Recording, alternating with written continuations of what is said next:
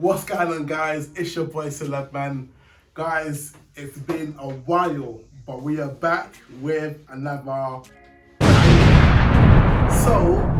Today I wanted to take a little bit different. I wanted to talk a little bit about something that I'm a bit passionate about, something that's quite important to me, which is mental health. So today I want to talk about what it's like being married to someone who's autistic. So if you know or you don't know, my wife is autistic. She's high functioning, so you wouldn't always know or wouldn't always be able to tell, but she is autistic. So I wanted to talk about 3 things today that I feel is important when it comes to being married to someone who's autistic. And the reason why I thought to share it is because I feel like it's really important that we as a community, we as a people, that we open up and we talk about these things. Not necessarily to bring shame onto anybody, but to bring positivity and to bring light on topics that are really, really difficult to sometimes talk about. So I hope that someone out there can benefit from this video. I'm still learning. I don't know everything. I'm still trying to understand as best as I can. The first thing I want to talk about is over-processing. The second thing I want to talk about is communication. And the third thing I want to talk about is interpretation. So over-processing. So when I got married to my wife, I learned quite quickly that my wife became overwhelmed in certain situations, and I couldn't understand it a lot of the times. I would be talking to her and I would realize that I would be saying so much things to her, and she would be processing or trying to process everything.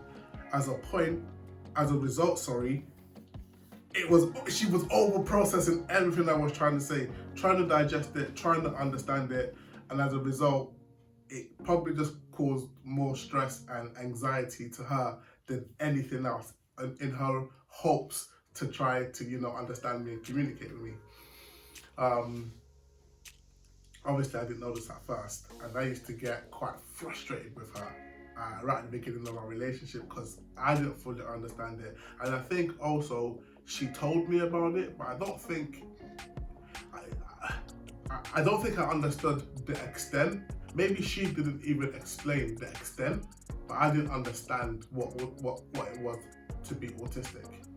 So I'll give you a quick story. We was in Asda one time going to buy some food or whatever, groceries or whatever, and I think we was on a timeline because we was rushing. So I said, okay, you go and grab, I think it was salad or something like that. You go and grab salad and this, and I'll go and grab the drinks or whatever, and then we'll rendezvous at the tills so we can be quick. I've got my drinks, I've gone to the tills, and Hayley's nowhere to be found. So I'm like, what? Where is she? Can't take her that long just to grab a bag of salad or whatever it was she was getting. So I walked over to where the salad was, and Hayley was in the exact same place where we left. She was frozen, stood still. She didn't move an inch. So I walked up to her and I was like, babe, what are you doing? And she was like, I can't do it. It's stir fry. It was stir fry. It was stir fry. And the one that I wanted, they didn't have. It wasn't there. All the other ones was there. The ones with onions, but the one that I wanted didn't have onions in it, and there wasn't none left. No. And then you were saying I asked the guy if they got any more in the back, and I couldn't ask him. Okay.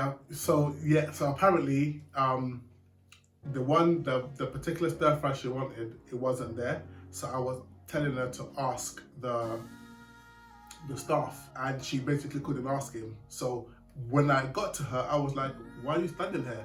And she's like, I couldn't find the stir fry that I'm looking for. So I was like, why do you ask someone then? And she just couldn't ask someone. And in that situation, everything became an issue for her.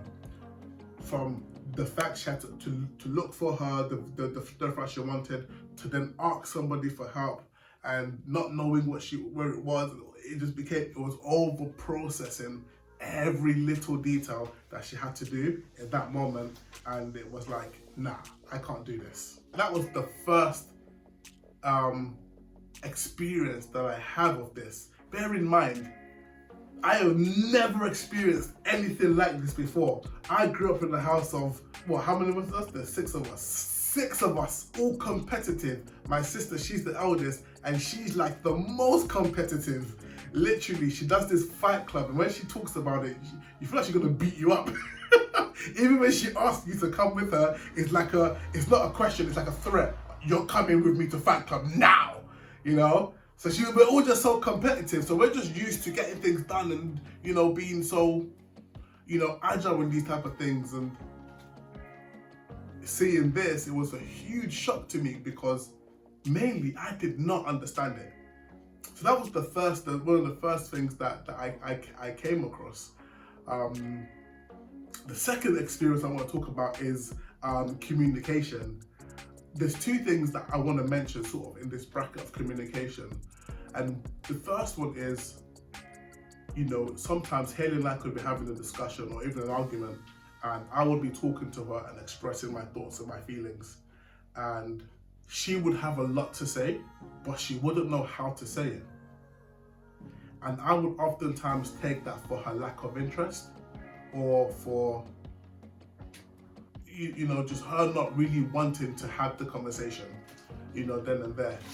And oftentimes, and it may have been that, but it was because she didn't really know how to articulate herself at that time. You know, just because she, again, it's partially to do with the over processing. She has all these things that she wants to say, and maybe because I'm speaking a lot, she knows what she wants to say because I've said something, but before she can say it, I've said something else, and then something else comes to her mind. Then I've said something else, and something else comes to her mind. Now, before she can even remember everything she said, I'm still talking, you know? And all of a sudden, we have this huge communication barrier where I've done a lot of talking and she said nothing. And I'm just like, you've got nothing to say. And it's not that she hasn't got anything to say, it's that You're giving me a word edge. I haven't given a word's edge, but at the same time, you have to understand when 2 people come together and have, let's say, an argument, it's not really formal. It's not like, now it's your turn. Okay, now it's my turn. It's more like, wait, actually, hold on. Wait, no, don't say that because actually, you know, it's kind of like a bouncing off each other up until you can find some form of common ground where then it starts to formalize itself, or it gets really heated and one storms out, right? That's sort of how arguments sort of work, right?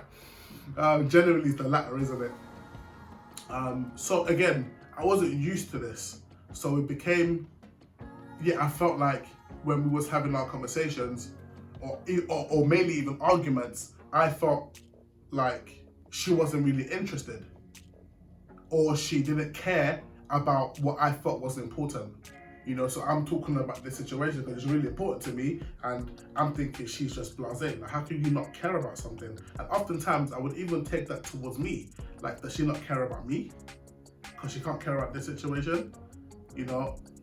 And then the second part about the communication, again, is the fact that she would want to say what she wants to say, but not know how to say it. And oftentimes she might say it the wrong way, you know? And this part it's actually still quite touchy in our relationship, is because she wants to say something, but sort of says it the wrong way, or doesn't know the best way to articulate it. And it can come across like she's being quite mean and like really hurtful. It hurts my feelings. She does this already, you know, and you know, I will respond to it and be like, she's like, that's not what I meant to say. What I meant was this. Well, it's not maybe what you meant, but it's not what you said, you know. So that's the 2 parts of it. Is oftentimes she knows what she wants to say, but probably says it the wrong way, and can sometimes be a bit more mean, or maybe not say what she really means as much. So I get a skewed understanding. Or it's the fact that she knows what she wants to say, but just doesn't know even how to articulate it at all. That's a very common thing as well in our relationship. And the third thing is interpretation.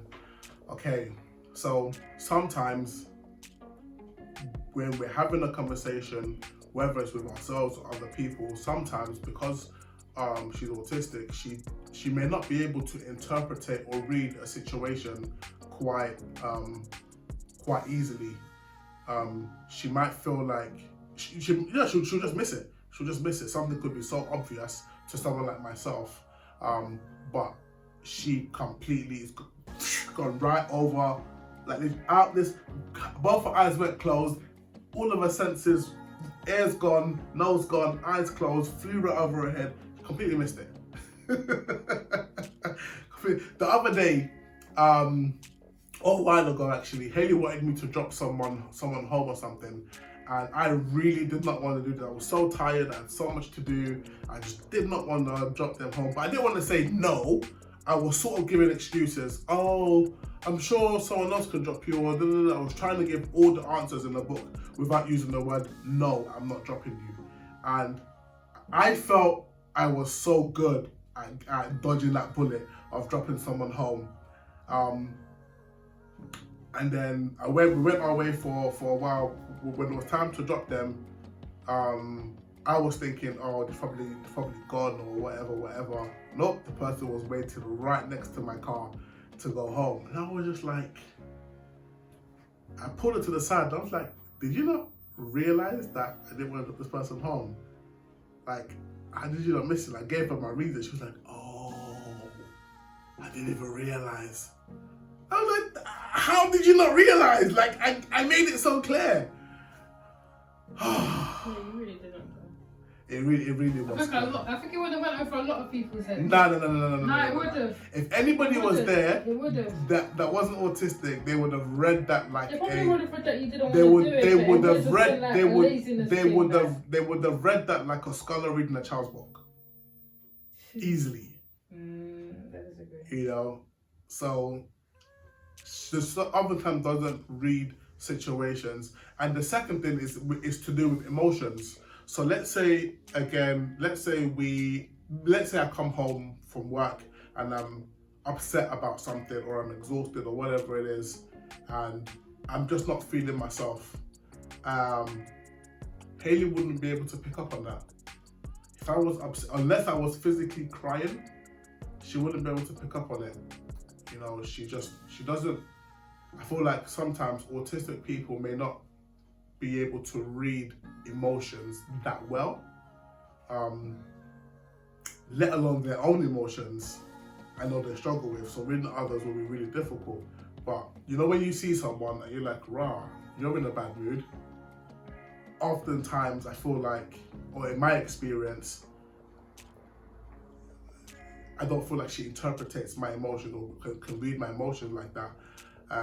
You know, and it could be like, I remember one time I was really upset for a couple of days, and she never once picked up on it. And her mum came over to the house one evening. Within 2 minutes, she was like, she pulled me to the side, she's like, Ken, you alright? I was like, yeah, I'm fine, what's going on? You're right. She's like, I just feel like you need a motherly hug. And then she gave me a hug for like a minute. And you know, she picked up on it so quickly. It's just funny because mom's autistic too. But I felt like she's had a lot more time to deal with it, especially while dealing with you and her other children as well. So she's a bit more better with dealing with it. So that was the third experience. And guys, trust me, there's so much more experiences that I can bring up and talk about. And share, which I probably will in other videos. But what I did want to also add in this video is just how much you love me. How much I love you, babes. How much I'm the spice of my life. And I make you stronger. What I did want to talk about is just what type of things that I do to sort of like learn and to deal with this. So the first thing that I did actually was I read up a lot on autism and what it was. So there's many websites you can go to. I'll put some of them in the description in the link. Just NHS websites or .org websites, any kind of academically credible websites. I just read articles and read different stories of people with autism, just to kind of familiarize myself with autism and what it is. And then I started reading like success stories, especially on YouTube, just watching people who have grown up with autism and just how they have dealt with it. You know, so there's quite a few people that I actually follow on YouTube who are autistic themselves and have been able to set up a company, and multi-millionaires, and others who have set up charities and who do work for the community. So people that have kind of done something, who have been able to still live with their condition, and make the most as they can with wow, I've been autistic. I think that makes sense. So that was the first thing I did, was just familiarize myself with what it was. And then I think I just started asking her a lot of questions. So what I did at the very early stages was to ask her what she wanted. So I would always ask her, do you want to feel like this, or do you want to not feel like this? Because I felt like it was really important to know what she wanted, so that way I could help encourage it. If she says, oh no, I'm fine, I'm not really, then how could I try to encourage someone to change or to be different if they are content in where they are? Because it's not about trying to change someone who's autistic, because I don't think you can change someone who's autistic. I think that the process is recognizing how they interpret or how they are in certain situations, and then look for other angles to deal with certain situations.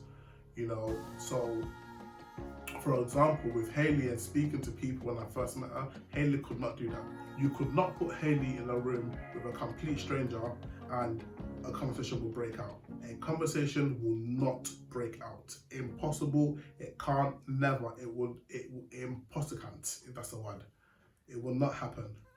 If I was to put Hayley now in a room with a complete stranger, a conversation would not break. It would be the exact same. The only difference is that I would say it will be based on her mood. If she was in a good mood and she was fine, whatever, most likely she will be able to have a conversation with that person with extreme ease. You won't even know. But if she's having a bad day, then she probably won't. Whereas back then, regardless of her mood, it was just not going to happen. I remember we went to go and fix the air conditioning or something on one of our previous cars. This was about a year after the incident at Asda, maybe even a bit longer. We went to go and fix the car, and we went to the mechanic, and it was Hayley's car, and there was something with the air conditioner. So I remember, I think we got out of the car and I was asking Hayley some questions, and I was trying to look for something or figure something out so I could go and ask the mechanic. I wasn't 100% sure. I wanted to know the full information. So I was just I think I went to the car to try and test it so I could know what the issue was. So I did it. I was like, okay, cool, I know what's happening. I got out of the car to go and look for Hayley and go inside, and Hayley was gone. I was like, what? Where's this girl gone? I look inside the mechanics. Hayley's gone way down inside the mechanic, past cars that's on top of the flipping, gone inside, and she's speaking to the mechanic. And she's telling him why we're here and what we want done. And that was like, she didn't even realize that she did it. It was so natural, and I told her about that. I don't think it was the same day, it might have been a couple of days later. And I said, did you realize that you did that?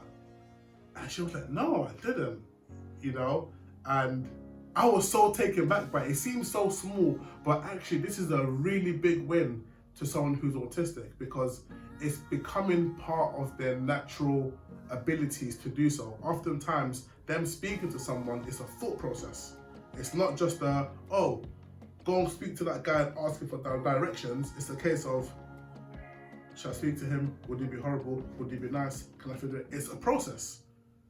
But that came so naturally to her, and actually throughout the rest of our lives, now that we've been together, that's something that I don't even question. Like if I ask Hayley to do something like that, like I ask her because it's second nature. I don't think she's gonna struggle with it anymore. Like that doesn't even cross my I mind. used to struggle to call with the Chinese. I was just, do you remember that? Yeah, I remember. I literally remember. I used to literally have like flipping palpitations. So she just was just saying she couldn't even call the Chinese takeaway delivery on the phone. Like we all want to call Chinese delivery and she couldn't do it. She couldn't call the order. When I tell you I was thrown aback by this, it was crazy. But again, like I said, now she's been able to, and I think that's attributed to two things. I won't say it by me, I will say it's all by her, but I'll say just by me helping her think about it, which was one was helping her to actually understand what she actually wanted to do. So, not what I mean by that is, I would ask her, do you want to be able to speak to people naturally? And I think because she did, it became something that she was now aware of that she wanted to do. I feel like when she's unaware that she actually wants to do something, it's so much more easier for them not to do it because they're unaware. But when they are aware that they can do something, they're a lot more willing to do it. They just now have to fight whatever it is that they have to deal with. And then again, giving them short wins, so just small doses of being out in public, speaking in groups of people, trying to find, your own confidence, find your own voice. I think these little things that we did over the course of our relationship really, really helped out. In terms of the communication, so something that I did, this one was actually one of the hardest ones for me to do with her because, as you know, probably from this video, I'm a talker. I can talk. I love talking. She called me a blabbers. I just love talking. I love being in a good, powerful conversation about something meaty. So something that I had to learn was to keep my conversations really short with her. I'm not even great at it now, to be honest. I think the only reason why it works is because she's gotten better at listening and responding. Maybe more so to me, but she's gotten better at it, so it's made the dynamics work. I don't think I've done that much better in my communication, but I definitely have been aware of it and I did try. So one thing that I will do is I will keep my conversations very short, and most importantly, I will keep them specific. So I will try not to talk about a wide range of topics within one conversation. I will just try to keep it to what exactly it is we're talking about. And when you're African, gestures mean a lot. So I'm just packing the pound of jam. Sorry. I'll keep my conversation short. So if I ask her a question about something, I'll keep it specific and short, and then give her the time to respond. And I think that technique has been really, really helpful in her being able to communicate, because then she can tell me her needs. The second thing that I did was, whenever we're having a conversation, to ask questions about your feelings or emotions within the conversation. So for example, Hayley and I will be talking, and I'm African. I'm just naturally loud. And my mum is loud and my family is loud. We're just naturally loud people. And I'll be talking loud and loud. Hayley will interpret my loudness as me being angry. Yeah, it's quite aggressive. She'll interpret my loudness as me being aggressive. So she will oftentimes say it. She was like, why are you being aggressive for? And I'll be like, I will stop. So I'm not being aggressive, I'm just being loud.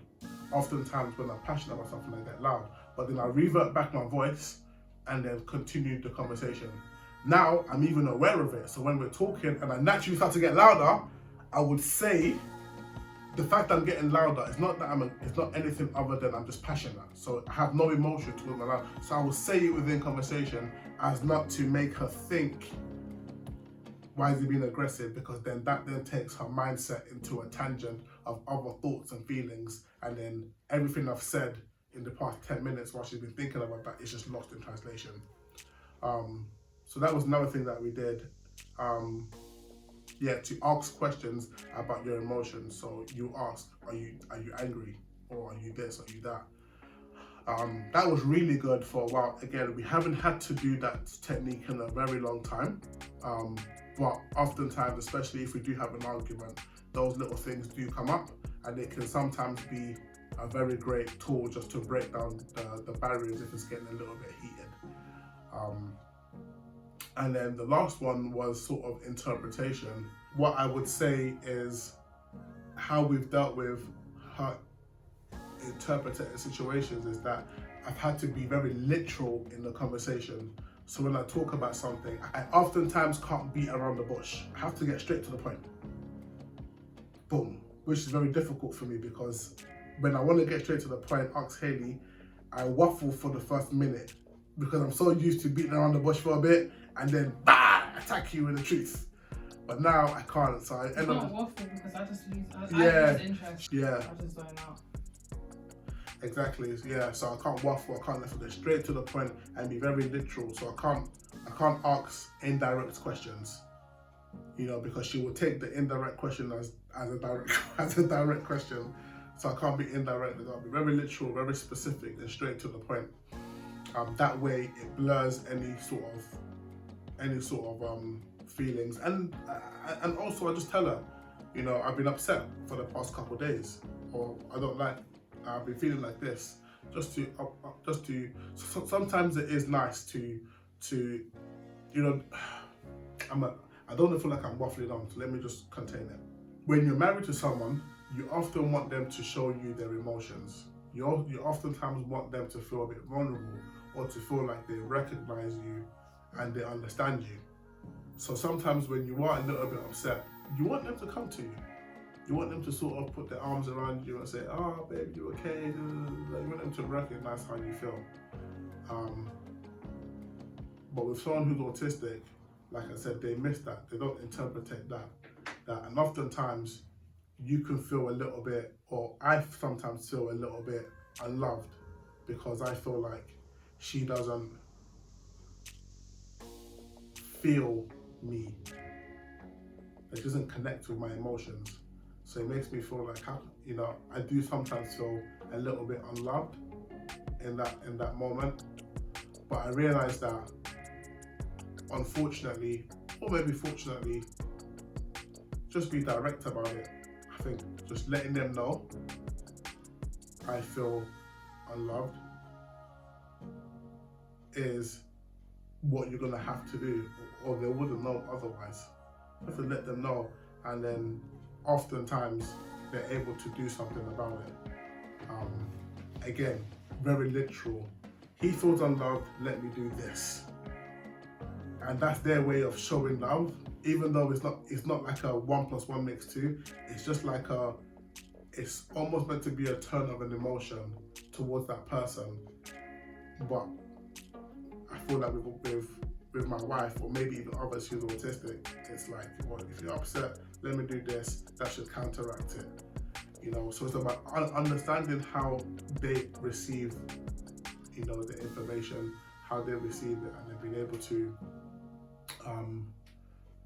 recognize that this act or this thing they've done is in response to this.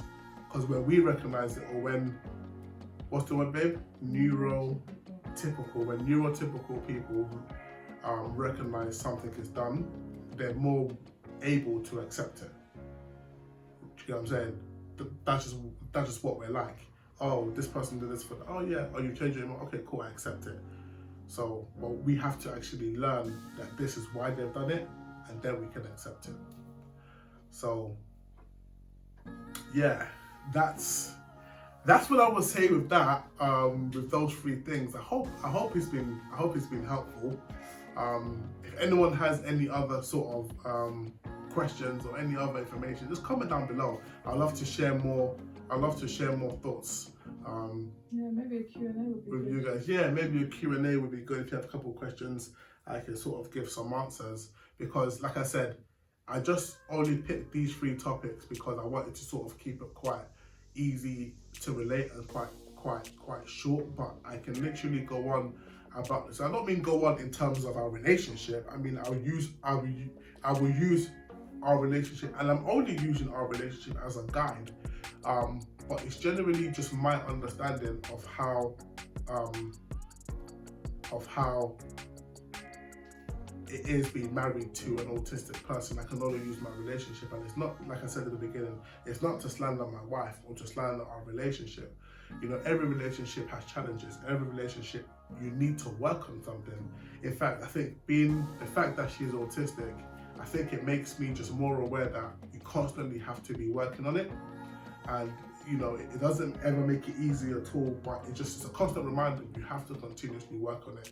And maybe that could get lost in translation if we were both neurotypical, because we wouldn't always be thinking that we have to work on it. So yeah, I'm always recognizing that we need to work on something, just having conversations with that. So I am going to do another video where I'm going to actually talk a little bit more about love, because I feel like that's a great topic to talk about. So my next video will actually be about love and what it's like, you know, to love, what it's like to love and to be loved by someone who's autistic. So yeah, guys, if you do like that video, please comment down below. Actually, no, subscribe to our channel. That's what I would love. A nice little subscription, that would be amazing. But yeah, guys, it was amazing. Peace, love, rock and roll. I'm just waffling on because I told you I love to waffle. If I don't stop this video, I will just be here talking like forever. So just stop the video, guys. Just babe, stop the video. I'm just gonna keep on talking. Okay, guys. So basically, okay, I'm gonna stop. Absolute loser. Babe, you know you love me, babe. You know you love me. You know you care. Oh yeah. All right, guys. Peace.